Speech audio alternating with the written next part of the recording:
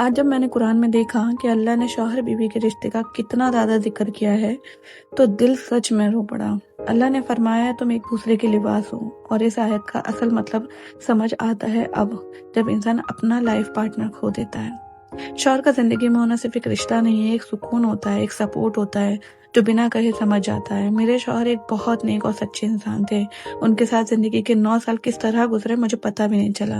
वो हमेशा कहते थे तुम कुछ बनो या ना बनो लेकिन एक अच्छे इंसान जरूर बनो, और तुम्हारे बेटे के लिए ये बहुत जरूरी है, क्योंकि एक अच्छी माँ बनना बस वही सबसे बड़ी जिम्मेदारी है तुम्हारी। उन्हें पता था मैं थोड़ी जिद्दी हूँ, जल्दी बुरा मान लेती हूँ, पर आज उनके जाने के बाद मैं बदल गई हूँ। उनके हर बात आज मेरे लिए एक निशानी है और एक दुआ है।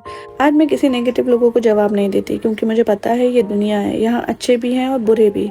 अगर सब अच्छे हो जाएं तो फिर अल्लाह दुनिया ही क्यों बनाते। अच्छा होना कमजोरी नहीं है, अच्छा होना एक काबिलियत होती है। जो इंसान बुरे ज़माने में भी अच्छा बनकर रहता है वो असल में मजबूत होता है।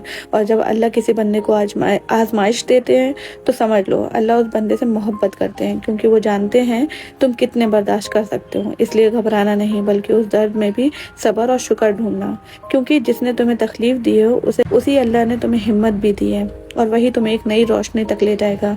बस यकीन रखो, सब्र करो, अल्लाह कभी गलत नहीं करता।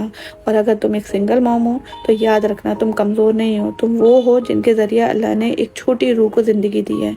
तुम्हारी मुस्कुराहट में तुम्हारा बच्चे का सुकून है, तुम्हारी दुआओं में उसका मुस्तकबिल छुपा है।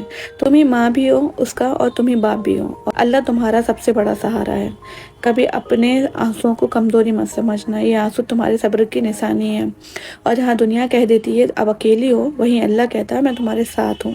तुम एक एग्जाम्पल हो उन सभी औरतों के लिए जो गिर कर भी उठती हैं और ज़िंदगी को ईमान और जज्बे के साथ जी रही हैं। बस यकीन रखो तुम्हारी मेहनत, तुम्हारा सब्र एक दिन तुम्हें फ़ख्र से भर देगा। तुम्हारी कहानी किसी और के लिए रोशनी ज़रूर बनेगी इंशाअल्लाह। फिर मिलते हैं नेक्स्ट वीडियो में, तब तक के लिए अल्लाह हाफिज़, अपना ख्याल रखिएगा।